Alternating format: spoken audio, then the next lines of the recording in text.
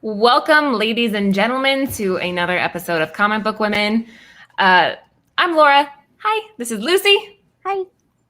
And Jen, of course. If you guys haven't been with us before, you are in for a treat. Tonight, we are going to be talking a little bit about video games, and then we are going to be chatting with the Darling creator, co-creator, Michael Fleizach. Who said it right? Yay, you got it. Yeah, we're super pumped about it. So if you guys haven't already, please subscribe to the page. Hold on a second. Yeah? Oh, yeah.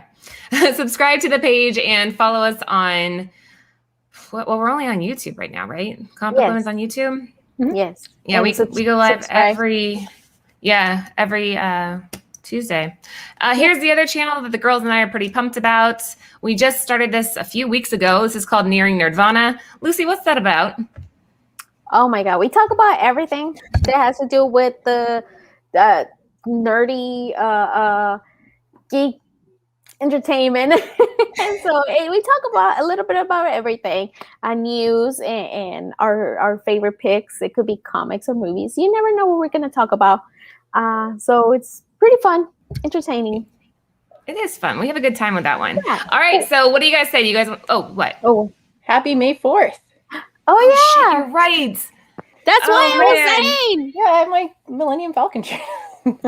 I should have warned but I didn't think about it until like right before the show. Damn it. Yeah. May the 4th be with you. Hopefully you guys are having a great Star Wars related day. Girls, let's bring Michael on. What do you say? Yes. Yeah. Let's do it. Michael, welcome on into Comic Book Women. Thank you so much for coming out tonight. Yeah, of course. It's great to be here. Thanks for having me. Oh, I'm pumped about it. Like before the show started, we were talking with Michael a little bit, and I think that you're going to have to get used to just being like a full-time therapist for people. Yeah.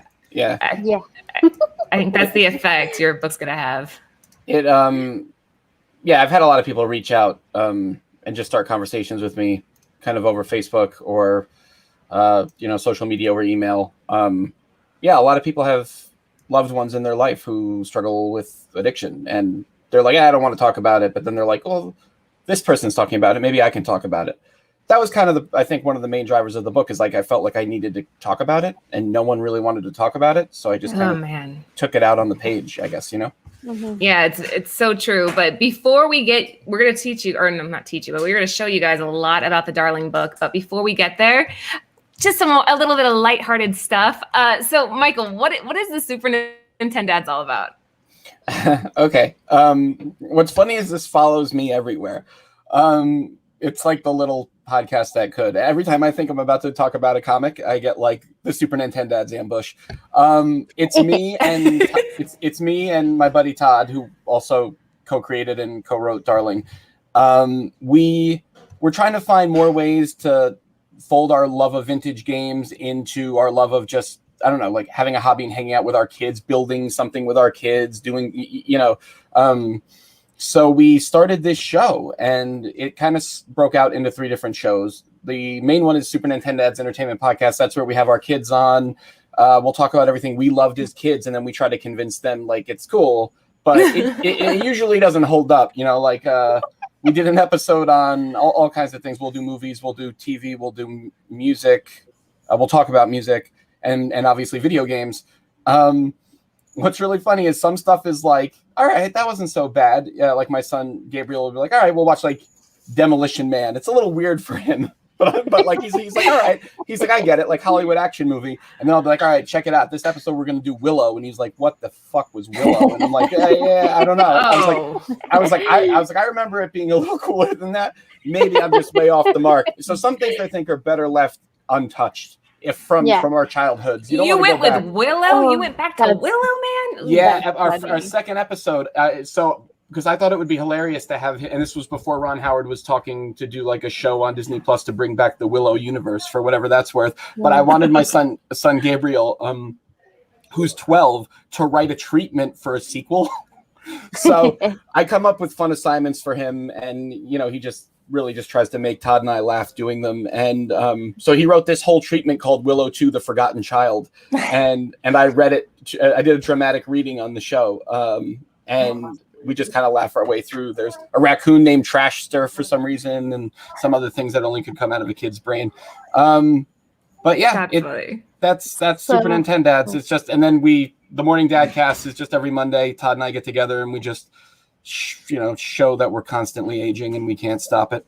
And this is on YouTube, right? No, these are all just anywhere it's all audio right now. This is anywhere Apple Podcast, Spotify, anywhere you listen. I just subscribe subscribe, I guess, so follow on Spotify. So thanks. I will definitely stay up to date. On all our BS. And then the last show, which is all part of Super Nintendo, is This American Sprite. We've only done one. We got another one coming out this week. And it's just done in the style of, if you listen to This American Life, we just do This American Sprite, and it's like we do it kind of deadpan, but it's all fictional video game characters. So the first one was like, where Flashman from Mega Man 2 ended up, and he works at a Piggly Wiggly supermarket in Alabama. And the next one is all about the contest that Konami had for Dracula's Curse, for Castlevania 3 Dracula's Curse, where they promised to send some kid to Dracula's hometown, and then no one knows whatever happened to the kid or the contest. I assume it's because Romania was in the midst of revolution and people were getting shot. So you don't want to send a kid there. That's a terrible PR move. But we kind of flip it into something a little bit darker and maybe funnier. We'll see. Oh, that sounds so interesting. I love all the how you're saying about your son. We have an 11-year-old, and he just turned 11, and now we've been showing him like movies that when I've been showing since he was little, like Goonies and all those. Oh yeah.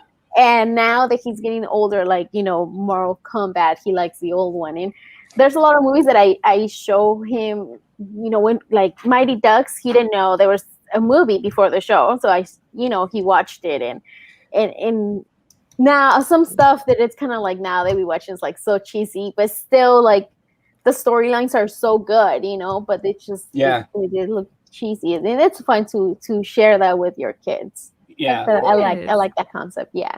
Yeah, it's fun it's funny that you brought up Mighty Ducks, because I just started watching the show. And it's so good. It's so good. I really like it. And what's funny is that like I said, my son's Gabriel's 12. He's almost 13. Oh my God, 13. And then I have a 5-year-old, and then I have a 1-year-old.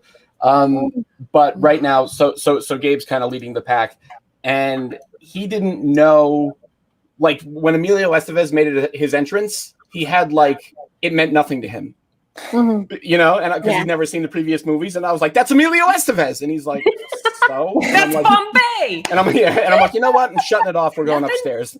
I don't even want to talk about it anymore. I was like, I gotta find someone my age to watch this with. He broke your spirit. Yeah, totally. I was like, do you have any idea what this man did? He's the Minnesota man, or whatever they call him. And he's like, yeah. I'm like, okay, let's go play Fortnite or whatever.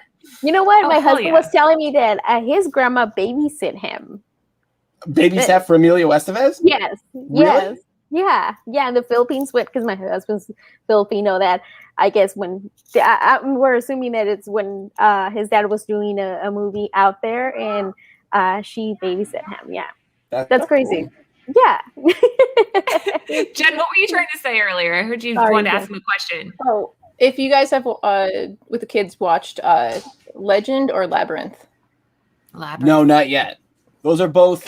Labyrinth for sure is on the docket. We got to do. We're still trying to get to Neverending Story. I want to talk Captain Planet. I want to do an episode on the Golden Girls. I want to do board games. I don't know. It's going to get weird, and usually our weirder stuff doesn't perform as well. Funny enough, we did this whole episode where we did Alf meets Mr. Belvedere, and Todd in like this crazy one night frenzy wrote a whole like mini screenplay for if Alf had ever met Mr. Belvedere in a crossover episode, and we performed it on Super Nintendads, and Gabe had a part and I played Alf and Todd played Belvedere and everyone else. And it like Todd loves Mr. Belvedere dearly, and he will probably call me after this or after whenever he sees this, and he'll say, "Thank you so much for mentioning the Belvedere episode." It's by far our worst performing episode. So much of his heart is into it. He loved that, like the fake laugh tracks we used over it. So yeah, I don't know. We're gonna get into weird places. I wanted to do a whole episode on Boku and Richard Lewis. Do you remember Boku?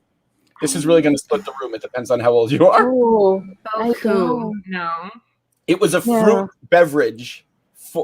It was a adult fruit beverage, and every commercial had Richard Lewis doing like Richard Lewis shtick, and then at the end he'd go like, "I just want to stay in. I just want a Boku. Is that too much to ask?" And then he'd take a sip, and it was like I saw the commercial like the other day flipping through YouTube, and I was like, it was like a time warp, and I was like, what happened to Boku? And now I want to know, and I can't order it online no matter how much money I try to throw it online.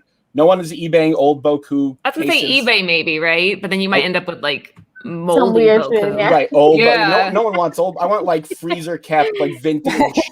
Kept at 54 degrees for Boku or whatever it was. Nice. Oh man! Oh, I can't wait to listen to all this. It honestly sounds so fun. So guys, if you're just hopping in, we're talking with Michael Fleizach. He is the co-creator of the upcoming Source Point Press book called Darling. But before we get into that, we want to talk to him a little bit about his Super Nintendo's podcast, which sounds amazing. And I was asking him before the interview, like what games you spent the most hours on yourself, and you told me Final Fantasy VII. Yeah. So this was really weird for me. This is a weird point in my life. I don't know. It must have been late elementary school, middle school. That's going to date me if that's the deal. So I remember not liking RPGs and watching a friend play through an earlier Final Fantasy and being like, why would you want to like move things around and tell people to do with text commands? I was like, I totally didn't understand RPGs. And I caught Final Fantasy VII like a fever. And it was 4 discs long. And I remember I would just play until I almost fell asleep in my basement. And then I'd go upstairs to sleep. And then I would walk back downstairs and I'd just start playing again. It like burned through me like a fever in like a week. And I was like, why have I not been playing role-playing games? Why have I skipped out on? And then I had to go back and get all the other Final Fantasies. And then I was on board. And then there's like, whole JRPG games that have like 14 games that you have to go back and try to catch up on. But yeah, Final Fantasy VII is also one of the few games I've played through 2 or 3 times. I don't usually go back. It gives me anxiety. What? I don't know why. Feel free to discuss. Yeah, I have no idea why. Yeah, that's one of my husband's favorite game, Final Fantasy. I've never played it. I know that there was a remake, right? Yeah. There was a remake. Yes. What did you think about that one? Well, it's only half done. They split it into parts. Yeah. I think it looks great. I don't know that I needed it. And it's kind of like what we were talking about earlier. It's like I went back to something I loved so much from my childhood and have such a great memory of. And then I'm like, it's like, did I need this one? I don't know. I'm glad other people are being like brought into the world. I think the characters are really cool. It's a beautiful game engine and it's very well designed. I don't know that I need it. I didn't finish it. Oh, hold on. Here's a question. Michael Boku Fleizach, are you a fan of the SNES Drunk YouTube channel? I don't know what that is. And this is my first question ever from what do they call the crawl at the bottom of the screen? Is it like the cryon? What's it called? It's my first question ever. I don't know what that is, but I'm definitely going to look into that. And I like you that have to look this up. I don't know what that is. Yeah. I like that Boku has become my nickname. I'm totally okay with that. It's what happens when you hang out with us. You get okay. If your podcast is named after Nintendo, then the obligatory answer to most hours must be Legend of Zelda. That's fair enough, JJ.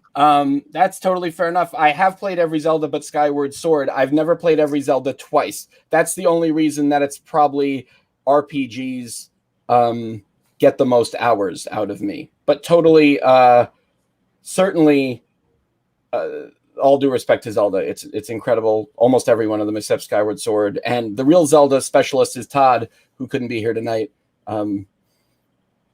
Because he's working overnights because he's insane. But he would love nothing more than to talk about Zelda at length, and actually went on a show called Chat of the Wild, which is all about Zelda history, just so he could show how much he knows about Zelda. He's the professor in our team, in our video game team. I'm just the twaddler. It's super rad. You dig his channel. Oh. Okay, SNES So now drunk you is gotta super look it rad. up. Okay, I'm gonna. You know what? I'm gonna just so people know that I'm not full of shit. I'm gonna write it down right now. Yeah, write it down. So SNES drunk. Hey, girls, guess who's in the house with us tonight?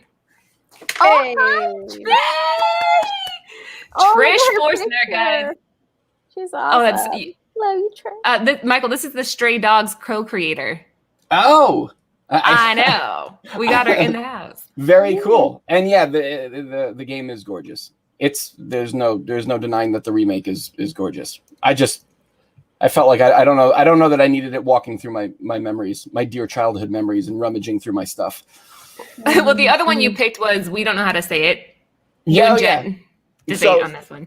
Yeah, so which is funny because I didn't either, so I couldn't, and I was so embarrassed that I couldn't even talk to people on the playground about playing this game because I didn't even know how to say it. And this is kind of my first step into JRPGs. I think it's Suikoden. Okay, Suikoden. Yeah, my husband just says Suikoden. Suikoden. Okay. Suikoden. Okay, Yes. Suikoden. Okay. He loves this too. I don't remember why I bought this first game, the first one, and I bought the sequel, and then I think there's another one. Yeah, it is. So sorry, I'm just reading the bottoms. I don't know why I bought this game, and I did, and I loved it. And it's one of the other few games I played twice, and I had to collect. There's like 108 characters to collect or something, and to recruit. You get to castle build and do all this crazy stuff. And it's another one I caught like a fever. I don't know why, and it's just like any other RPG story, or it's like, hey, you wake up and it's the town festival. Something dark is going down. It's like it wasn't even that special, and then you wake up and I feel like there's even you fall off a cliff, maybe wash up on a beach. Maybe I'm mixing my RPGs, but these games are great. If you have the opportunity, or you have a PlayStation still hooked up somewhere, go back and play them because they're brilliant. I love these games. I researched it, and they said it was the Game of Thrones before Game of Thrones. Oh, wow. That's really interesting, actually. That's a good sell, right? Yeah, that's actually interesting. I never thought about that, but yeah, there's that's in the mix for sure. And maybe that's And why then I this like is that. your other one, GoldenEye 007. Jen, did you play this one? Yes. Never played it. What's cool about this is that, or not cool at all, is that I probably lost more friends than I gained from playing this game, because I started to know in multiplayer mode, I'd memorize all the spawn locations, so I could literally be there immediately when they spawned in and kill them, and people stopped playing this game with me. People just stopped. They were like, forget it. I was like, okay. I memorized the spawn locations. Yeah. Really, Michael? Really? It's really something I did, and this is the only game I ever got that crazy about. And you know what's funny is now those people are like I can't play Halo or Call of Duty or anything. See, another yeah, there you go. You lost a lot of friends. I lost a lot of friends. They didn't like that. I was like, I know that you're spawning in the bathroom in the vents, and I just wait for them to drop down. I was like, just come down. I'm going to shoot you. Pierce Brosnan is Arthur King's or Chad Cave's wife's hall pass. Oh, yeah. Totally. He's pretty dreamy. That's true. They said Suikoden Tactics was brutally underrated. Okay, JJ. Wait, So what was JJ? Suikoden? Shit, I don't even know how to say it again. Yeah. Suikoden. Yeah, I remember Tactic. Yeah, I think the whole series is probably underrated. Every one of them. Okay, this is a look at what I'm playing now. Nowadays, what are you playing nowadays? Yeah, it's like roguelikes. It's things that they just make you play over and over again until you get good, and then you die, and then you're a little better, and then you die, and you're a little better still. Hades is incredible. If you haven't played Hades or any of the things that who does Hades? Supergiant, they're incredible. They did everything that's great. Ocarina of Time definitely took several hours of my life. Yeah, me too. That's absolutely one I dumped a ton of hours in.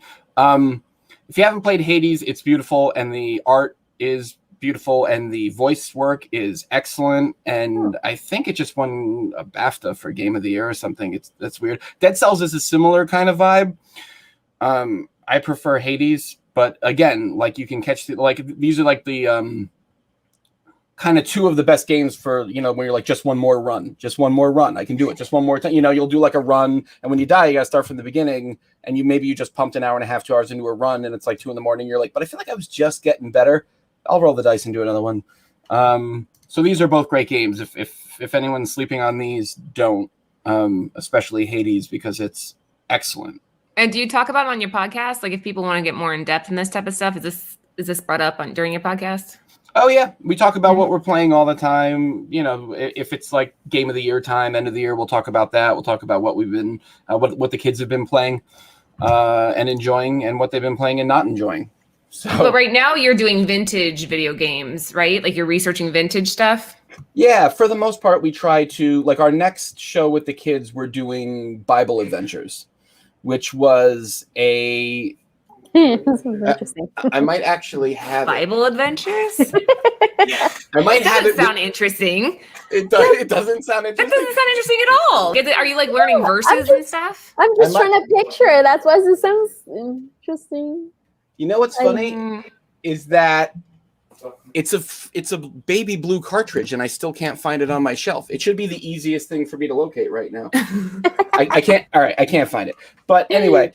It's got like 4 mini games in it, and one of them is like, I feel like it's like protecting baby Moses and getting. Anyway, the really cool story about it is the game is from a gameplay perspective trash. But what's really interesting about it is it's one of the companies that found a way to get around Nintendo's very strict publishing policies. So the game is obviously baby blue; it's not gray, and it's like the cartridge is really weird. It's not the same as a Nintendo cartridge; it's a little different. So there's a whole story there that Todd is going to geek out on and talk about how people circumvented strict Nintendo quality control standards to make subpar games and trick children in the discount bin. So it's like a religious. It's a religious game. Yeah, I think it's like 4 mini games based on stories from the Bible.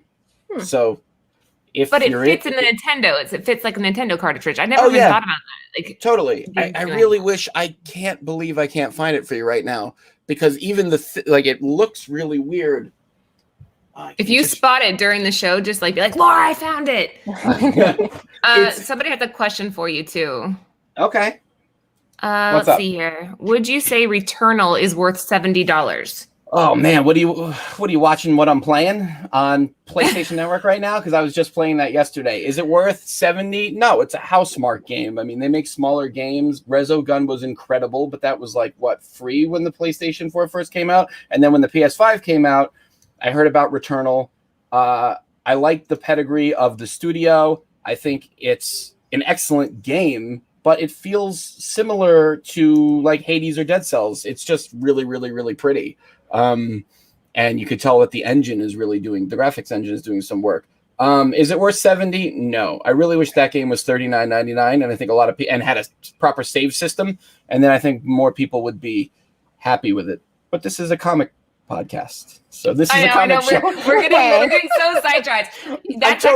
I'm totally I could. Don't let me do that, because I'll talk forever about games, and I don't mean to hijack your show. This is a good segue. So that we are a comic podcast, believe it or not. So we're going to talk. We're going to move on here. I just wanted everybody to get to know you a little bit better, get to kind of see what you're about. And so this book that we're talking about has been years in the making, and it was inspired by journals left behind by Michael's late brother Frank, who passed away of an overdose. Yeah, and. Anyway, before the show started, we were talking a little bit about it, and I'm going to do my best. Like, I'm actually going to have to focus here not to get emotional, because this book, man, it hit home for me, for Lucy. Jen, I'm sure you too. I don't think we got a chance to delve into that. But here's the book. It's called Darling by Source Point Press.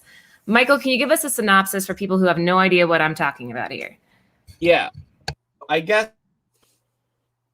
it is actually a preview or a review on it, and I read the line that they wrote about it, and I was like, I should remember that, because that's way better than how I've ever described it. The best way I would describe it is it's 1981 New York City. Streets are still full of crime, and a little girl goes missing. And a down and out heroin addict based on my brother, thinks that finding her, it's the hey, what's up? Someone just said what's up. totally derailing me. I'm gonna, anytime anyone throws something up down there, I'm gonna try to address it the best I can. I did miss a Pokemon Snap one. I haven't downloaded that. I apologize. I'll get there. Darling. So 1981 New York City, a little girl goes missing, and a down and out addict sees it as kind of his last chance to come correct with everyone in his life, to kind of, I don't want to say like absolve him of his sins. I don't think being addicted to something is a sin so much as just kind of someone who needs a little help. But kind of a last shot to get things right with his love interest Trixie and his just himself. I think and that's very much based on my brother. He was always looking for like really long like opportunities or like Hail Mary plays. He would always go for like really big moves to try to fix his life instead of just like waking. I was like, if you just wake up, put your shoes on, don't do drugs, and just go work a 9 to 5, like you'll be doing okay. And it was really hard for him to figure that out because, okay, this is like it's probably a sidebar off a sidebar at this point, but he was an all-star athlete in college, and he was very close to being in the major leagues as a baseball player, and he had a bit of a fall from grace, and he never really recovered. And that's kind of like how he fell into drugs. So he always wanted to get back. Like for so much of his life, he played baseball. He was either playing baseball during baseball season or on a summer team, or when he was in the off season, he was practicing. It was a big part of our life growing up. I kind of got pulled around all those events and practices.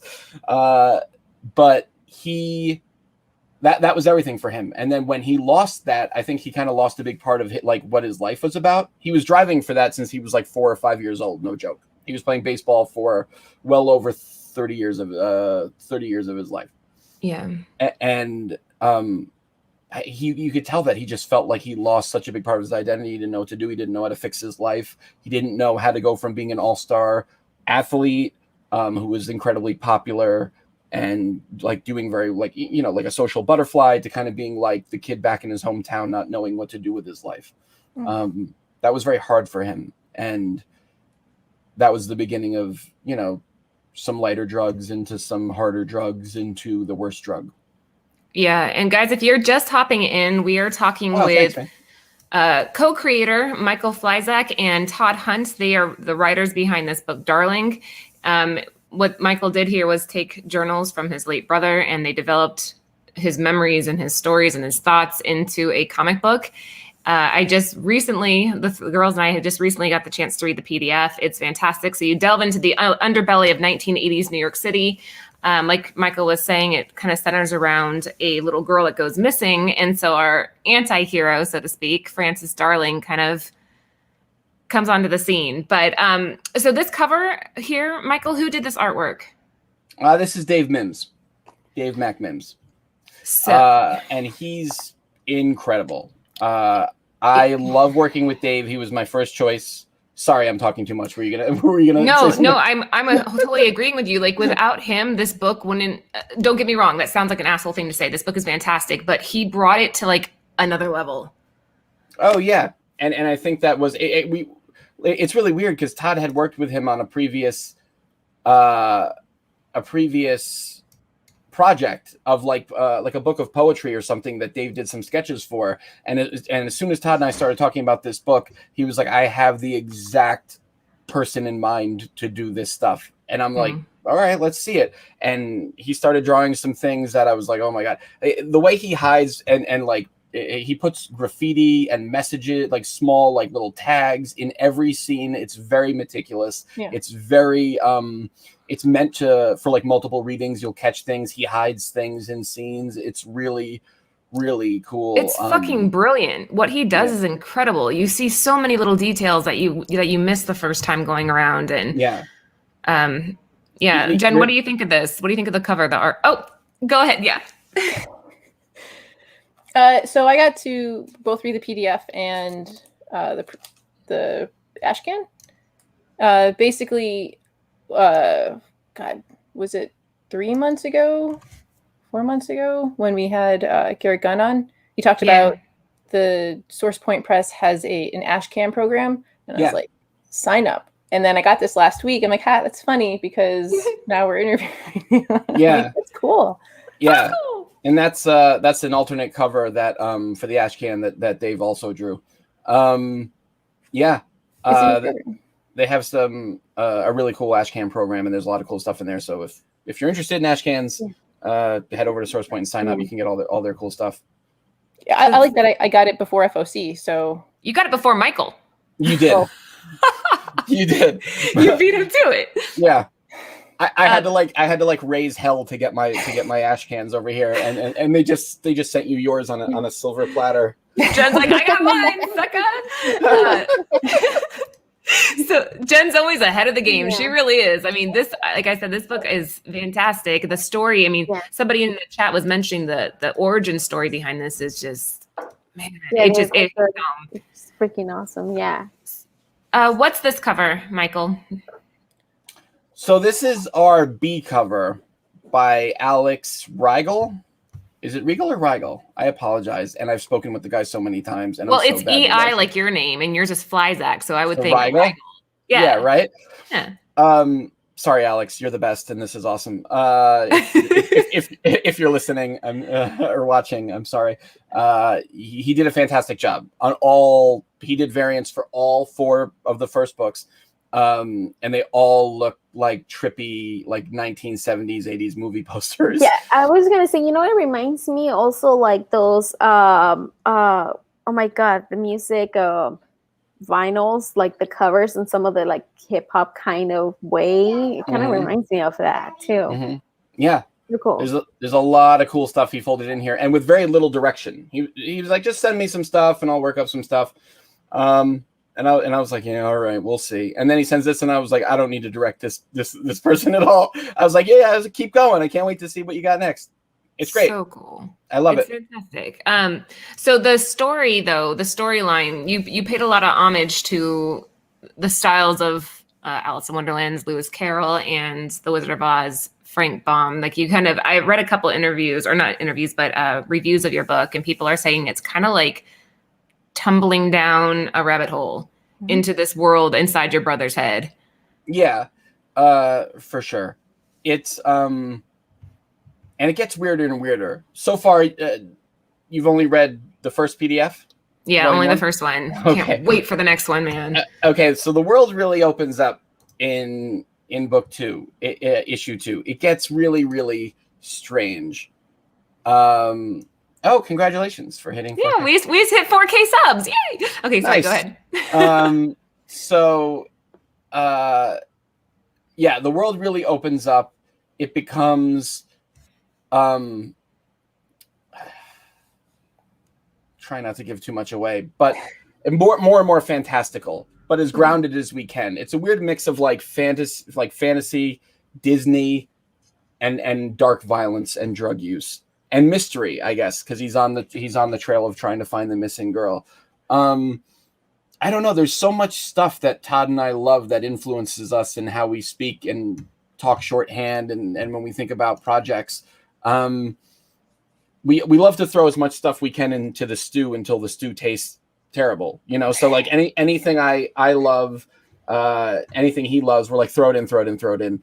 And we'll try to make it work. I mean, sometimes we end up having to admit that something sucks. For example, we had Dave do 12 pages.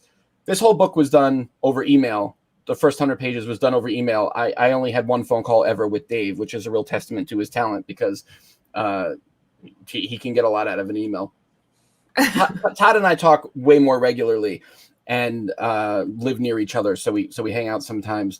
But this process involved throwing out the first 12 pages, where we created a very moody, dark, weird New York City, and we were trying to go for this weird, like, scene setting, moody, like kind of poetic, weird thing. And then like we got 12 pages in, and we were like, yeah, it looks awesome. We're like, yeah, Dave did a great job. And Todd's like, yeah, like, too bad we got to throw it out, and it sucks because like it should be about character.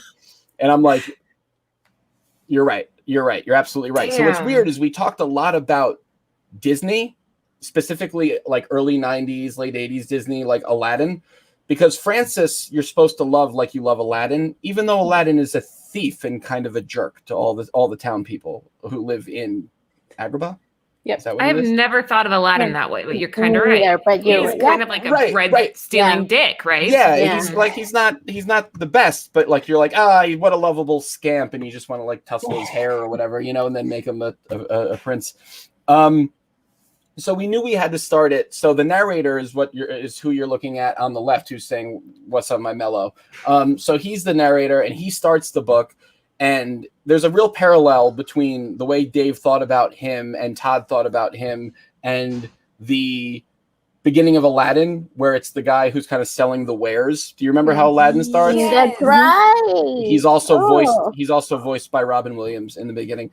And I think in one of these scenes, one of the Dave's Easter egg things he threw in here is that much like in the Aladdin opening scene where he's selling the wares, you can see the genie lamp there. It's like an Easter egg. I think in the shopping cart, you can see Francis's cap in the upper right-hand corner on the speaker.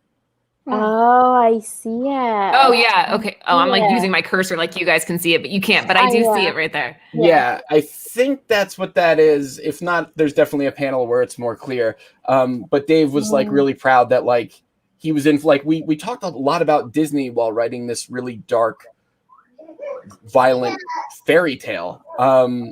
Because Disney just has the most endearing characters, and like I said, Aladdin's a jerk, but you love Aladdin and you love that story. But like it's like, what are you doing? You're stealing from people. You're like climbing into people's windows. Like you're fairy kind of tales creepy. are dark anyway, though. If you think about it, you That's think about true. like most fairy tales, like the Snow White, for example. Like the That's original true. one was like really fucked up. She had to like walk across coals and shit. Like fairy tales are kind of dark, but you're right. They end up with these really cool, endearing characters, and this is by far my favorite. I love that you added a narrator. Yeah. And we bring him back. This is his only appearance in the first 4, but we circle back to him in the next set we're working on. And then this panel is actually from book 2. So this is Queen's Ruby. Oh shit! Sorry. No, I was kind of wondering. I was like, wait, why? Yeah. Where was she? No, Did I miss so something? Maybe I read 2 and I didn't realize it. It's totally cool. And this is, I can tell by the weird cropping on it. Oh man. That's true. She drowns herself, doesn't she? The Little Mermaid. She don't becomes know. part of the foam. The foam. I It's trust the foam, anything. yes. I trust anything that's along the bottom of the screen. Yeah. Yeah. Well, Trish. Oh yeah, Trish. I know, sort of conversation. There, you see. Yeah, she's like that too. She has the same inspiration. Right. It's such like a. Like, I don't know, it's like ripe for pulling inspiration from. It's really great, that era of animation. So on the right, this is Queen's Ruby, and then of course we put a little asterisk there, and mention that there used to be a Brooklyn Ruby, but she killed that bitch. And that does that may or may not circle back around, but we did build out very elaborate origin stories, and we would love to do like a one shot or some kind of special thing where we tell the story of the battle for Queens. She kind of looks like Cruella de Vil. A little bit, yeah. We went through a lot of versions, and the scar on her face is shaped like a heart, kind of like the Queen of Hearts. So that's a nod to Alice in Wonderland. And at the end of the 4th issue, we kind of tack on a little special where you'll see her origin story a little bit. That'd be cool. Saying hi to the UK. Say hi to the UK. They're watching too. Hey, what's up? Whoa, you're up late. What are you doing? I know. What's it like in the future? Right? It's like tomorrow. So this is an example of how the characters. We had to start off with the narrator. I was talking about we threw out those 12 first pages. So we had to start off with the narrator, and then we have a little mouse in a jacket, if you remember him, and he's got a little key. Yeah, he's got a little key on his tail. Oh yeah, like Cinderella. He's on this cover, right? There he is. Yep. Oh, yeah. And had to kind of tone right away. Oh, that story fantastical and strange. And I don't imagine how it couldn't be, because what I'm doing is I'm going through all my brother's old stuff, trying to figure out get insight into his mind and try to understand addiction a little better. So this is kind of me working through a lot of that. Can we pause there for a second? Because I think that that's something that I really want people to understand where you got this story from. Like that you were sitting there reading journals from your late brother. Like that alone has to be just incredibly difficult to do. But at the same time, I'm assuming it was kind of a therapy for you, right? Yeah, for sure. It's definitely, this whole project was like an exercise in exploring grief, I think. It's really, you know, because when something like this happens, like most people don't even know what to say to you, you know? But what's also weird is that everyone kind of knows someone who's struggling with addiction, but no one's really talking about that. There were so many people who didn't know how to talk to me or communicate with me about what was going on, even though I knew they had someone in their life or they were recovering. And it was weird. People, it's there's like a stigma. There's like a shame. People don't really like it. And I hope that this book helps break a little bit of that. Because I would prefer for people to talk about it and not like, I wish I had more people to talk about it other than just my immediate family. But we felt very weird, like seeing old friends or if I ran into someone who maybe didn't know about my brother and I'd have to explain that he's gone. It was so weird. And I don't know, all of that is in here. There's nothing directly from his journals in here yet, other than maybe a few choice phrases. And it's more kind of notes I kept and wrote down as I read through and how the story kind of came together with other things I was working on. But 100% Francis is my brother, Frank. Francis, he used to call himself Francis Darling because he liked the idea that the Darling kids in Peter Pan never grew up. Oh, really? Oh, wow. So You're saying that now with this book, people started reaching out to you to talk about it, right? yeah, So yeah, it's and I don't know. I guess I should have expected that. It was a little naive of me to be like, I'll just put this out there. It's weird. You forget that like anything you say on the internet comes back. Like one person's going to see it, and then they're gonna or more, and they're going to chat with you about it. So I've had people reach out to me privately and say, "Hey, I'm X number of years clean. I'm really interested in the book. You know, thanks so much for." You know, I don't know, creating a character like this, just things like that. And I'm like, hey, yeah, thanks for reaching out. I hope everything's okay. I hope, I hope you continue to stay well. You managed to make Francis into a character where he's not your typical hero that you see in a comic book, but he's so genuine. He's so raw. When you're going through like the world from his perspective, you make it easier for people who have somebody in their life suffering from addiction to kind of understand that person's mindset. Like you were talking about baseball earlier, and you actually used that when you were talking about the alternate realities where it's your brother walking into a baseball stadium, which I didn't understand that until you said something just now. Yeah. But you do a really good job of giving people a different angle into it versus I usually just get upset when I talk about this type of thing. It just bothers me. But this one kind of helped calm me. Like when I was reading through the storyboards or the story panels, and this one in particular, I thought was an interesting scene. Jen, what was it that you were saying about this part? The tattoo they show in the next panel says, "We can all be heroes.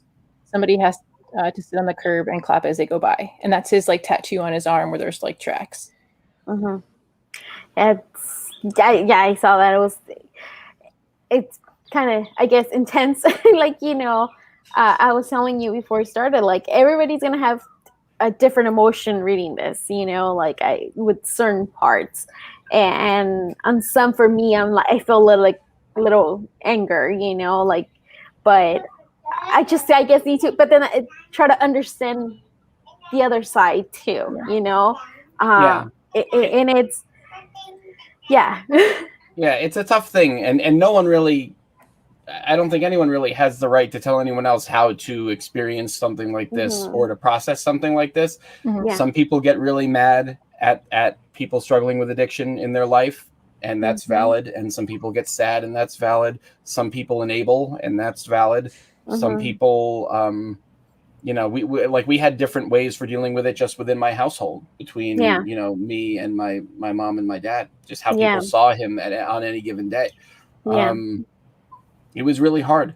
It was really hard. There were a lot of high, and it seemed like the higher, the more important the day, the worse he would be. He couldn't take the pressure of whether it would be Christmas or someone's birthday or something like that. Like, it was hard. It's very hard. Holidays are hard, especially for him. Like, he felt like he had to use. He would disappear. He would lock himself in the bathroom or whatever.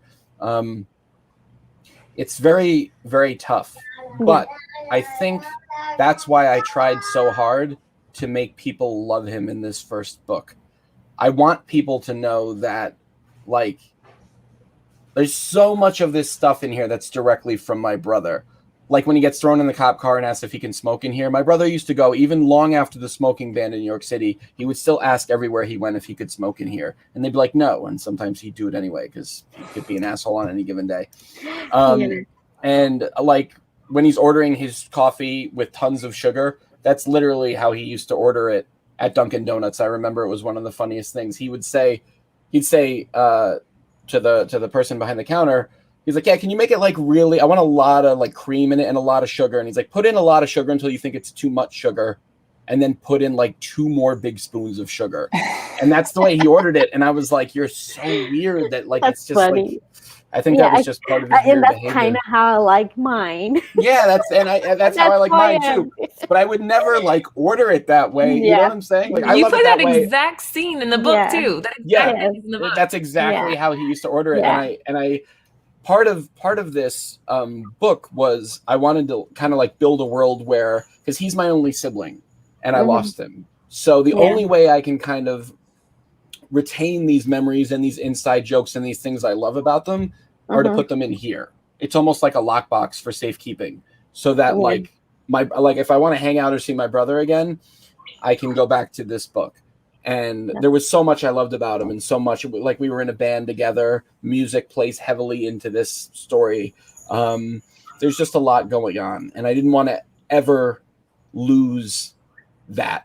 I have a very bad memory. And I wanted to make sure that while a lot of this was fresh, I mean, this has been a project kind of 6 years in the making now, that I started writing a lot of it down. Did you guys draw like to resemble your brother? Yeah, there's definitely reference pictures. I'm trying to see if I have one around here. Yeah, it's incredible, guys. If you're just hopping in, we're talking with co-creator Michael Fleizach about the book Darling, which he based off of journals from his late brother who died of an overdose.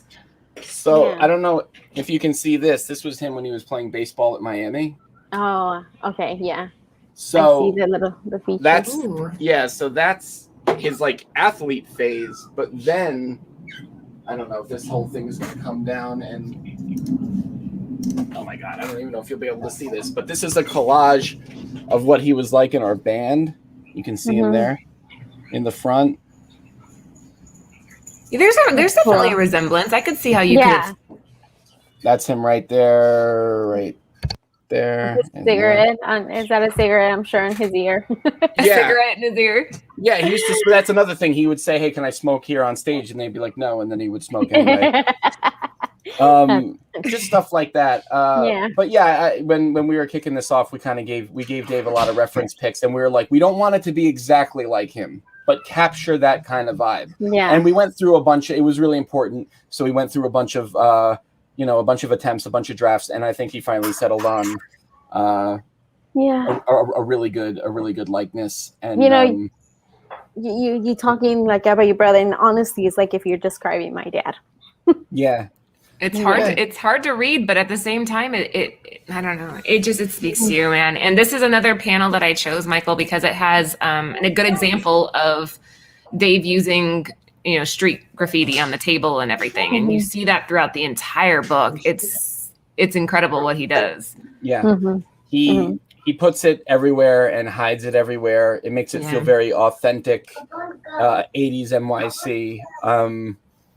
Yeah, we love it, and obviously, he's just that good at that stuff. I was never like, hey, draw a blue face skull looking thing on the left side. Like he just, he just draws the picture and then he's like, all right, now I'm going to tag my own stuff. And he just kind of like tags it all up and then he sends it and we're like, that's incredible. I love working with Dave because I love putting him in boxes and seeing how he finds his way out. Here's a question for you. Is the phone a reference to call for help if you need it? On the cover. You have him on a payphone. No, Yeah. I think what the question means is like if you are struggling with addiction or anything like that.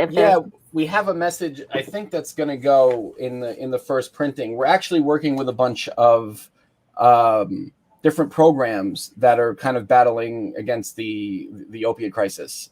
So we're donating 15% of creator proceeds from every issue sold, and SourcePoint's going to match whatever we donate. So that's amazing. They're matching it? I didn't know that part.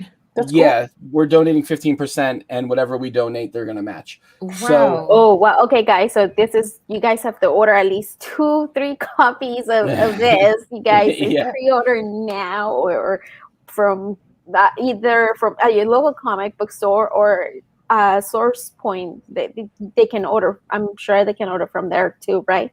Yeah. Pre-order. So order as much as you can. Yep. Yeah, all the info is on darlingthecomic.com. Like what the preview codes are, which store I link out to stores that are already offering pre-orders. I'm sure there's more that I got to put up there. You can certainly find stuff on SourcePoint. We have a few more, interesting retailer bundles and things we're putting together because we'd love it to be in as many stores as possible and obviously do as much good as possible and donate as much money as possible. I think you can buy it in the UK. I think you can. I think Forbidden Planet has a UK, twin or whatever. There's a UK store, I think, for Forbidden Planet, which is weird. But I noticed the other day I found it and it was in pounds. Like the pre-order price was in pounds. Oh, that's kind of cool. Yeah. Or just check the SourcePoint first. Yeah, they'll send you something. But if you go to, you'll find it. I think there were a couple of stores in the UK because I remember seeing the pound sign. So we would love to, obviously, have this go. It's pretty set that we're gonna. I think it's only going to be about 16 to 20 issues, but then we have a whole. Like I said, we want to talk about the battle for Queens. We have a whole we have a. I just want to call it Queens because it's the whole backstory that Todd and I kind of have the skeleton of for the battle between Queens Ruby and Brooklyn Ruby. Jen calls that world building so that you can continue building onto this world. Yeah, world building. Right. That's also like a buzzword back of the box, kind of like that's a good tagline. World building. So we have plans for a lot of different stories that we want to tell off of this one. This one has a definitive end, but the world we would love to continue playing with. We'll see if we get to if we get that opportunity. And they can follow you on Instagram, Facebook. Jen, what were you saying?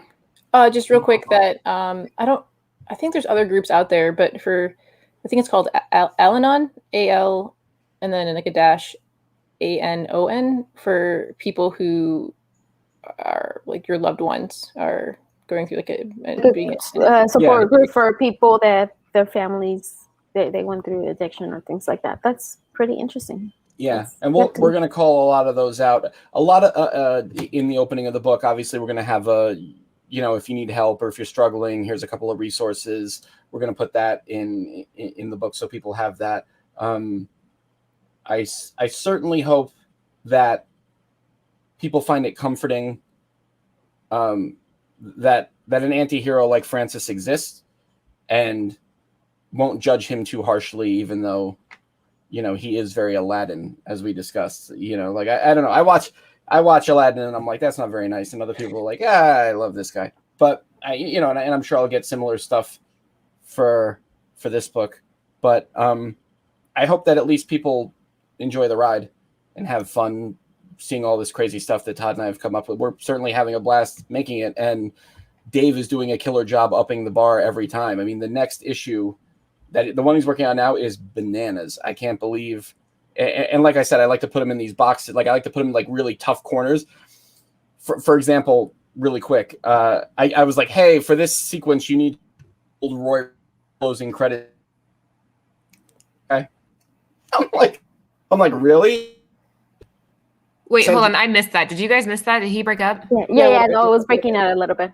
Oh, Michael, sorry. say that all again. You broke up. Can you hear me now? Yeah. Yes. Okay. I said as I really like working with Dave because I put him in tough situations. I said for an example, the newest issue we're working on, I needed him to kind of understand and watch the closing credit sequence to the old Roy Rogers show. And I was like, I want you to draw real frames from there, but don't grab them. I want you to draw them, and then I want real names of people in the credits. Like I really like. I'll put him into some weird test, and every time he just knocks it out of the park and clears the bar.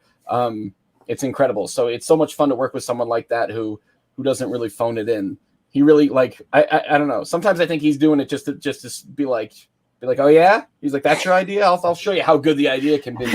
He always steps it up, and it's so cool. It's like I enjoy, I never enjoy reading any of the stuff that I write after it's done. I don't really usually go back, but like I go back to look at all Dave's art because it's just this book is gonna outdo people's expectations, Michael. It's not. They're gonna go back and they're gonna reread it, like you're saying. It's gonna blow people away. I'm 100% confident that this is going to be 100% a winner, and I'm glad we got you on the show before you become like some superstar that doesn't have time for us. That's true. I'll always pop in. We can always talk about. You can get me talk about Super Nintendo ads for like hours. Yeah, that's true. Yeah. When does this come out? What's the release date? June 30th, and you can find all the preview code. I think you can order all the way up until June 7th. Obviously you can find it places after that, but if you're like a real retailer or looking to stock it or looking to just go to the website. Just go to darlingthecomic.com. That'll make it easier. Yeah, I'll make it much easier Yes. for everybody. Just go to the website. We have all the information on there, and SourcePoint is starting to talk about it a little more as we approach the June 30th release date. But we're doing call campaigns and mail campaigns and social media campaigns. We're really trying to get as many eyes on it as we can, and tap the artist community for cool variants and stuff like that, and for the collector community. I'm gonna get Bird City on one. I was telling you before the show, Yes. like this is one that I think Bird City would just knock out of the park. And I really, really like this book. Like this would just be like a personal thing if we could get one of these done. But before we move on, Jen, Lucy, do you guys have any other questions you want to ask? No, I just really wish, a great success on this, and we can't wait to read more. I know. Thank you. Jen? Ditto. Nothing to add? Same thing. We'll keep pushing this as we get closer. So guys, make sure that you talk to your FOs or talk to your local store, or Bird City will do it too. Anthony's like, yeah, we'll order a shit ton of these. So let us know if you're interested.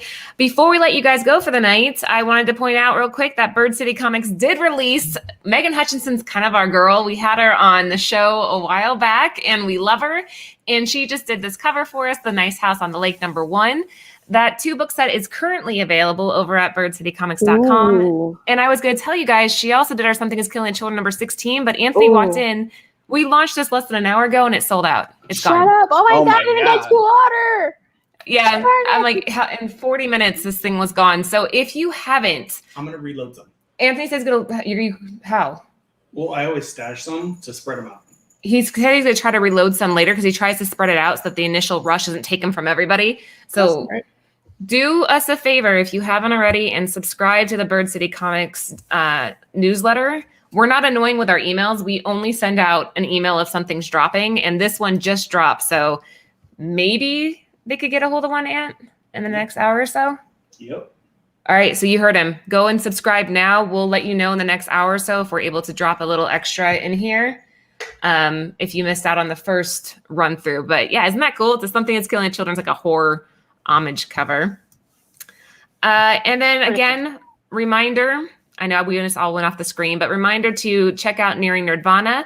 That is mine, Lucy, and Jen's it's our new little podcast, and it's so much fun. So make sure you subscribe to that. We go live on Fridays and we talk movies, video games. We go outside of comic books. We need to have Michael on for that. Yes. have him come back on for a video game segment because we Yeah, I would go love past to. comic books. I would love to. If you want someone who can talk absolute bullshit for an hour about nothing and then get to that, then That's sign our me up. show. I'm the person. That's who our wants to show. do That's actually There the you go. description. Talking absolute bullshit for hours. that. Right there, you go. That's what we're all about. So yeah, very, very cool. I can't believe that he's in the background trying to see if we have any, because we set some aside for damages and stuff. So we're gonna see if we can reload them. But yeah, and that one again is very, very cool. We That's love Megan. beautiful. She's such a cool person. We had her on and she's like beautiful amazing. and badass, like in equal measure, right? She's just so Mhm. cool. Yeah, beautiful All right. cover. Well, girls, anything else to add? Just make sure to catch us Friday and Tuesdays. And make sure you pre-order before FOC, Darling, from Yes. Prime Press. Yeah. Yes. And we'll remind them a couple of times as we get closer. We're going to keep pushing this book as we get near the date because I think it's badass. Michael, thank you so much for coming on. It was an absolute pleasure to meet you. We wish you, like Lucy said, nothing but the best. Thank you. All right, guys. That's it for us for tonight. So have a good night. We'll see you if you want, on Friday on Near Nirvana. Otherwise, Comic Book Women will be back next Tuesday at 9 p.m. Eastern Standard Time. Have a good night. Bye.